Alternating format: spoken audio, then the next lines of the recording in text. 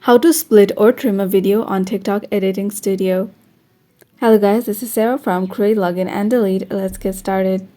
So first, go ahead and open your TikTok and then click on the plus sign to add a video. So go ahead and select a video that you want to split or trim, and you can do that by clicking on upload. So you can select the video by clicking on videos here, and you can select one or multiple, and if you want to select multiple, make sure to click on this select multiple option here.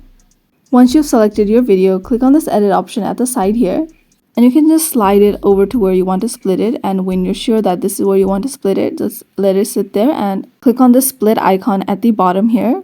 So you'll see that it has been split.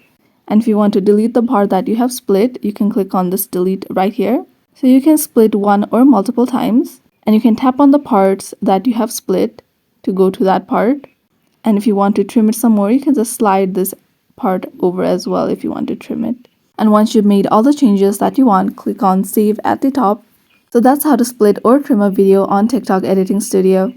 Thanks for watching till the end, and don't forget to like, share and subscribe.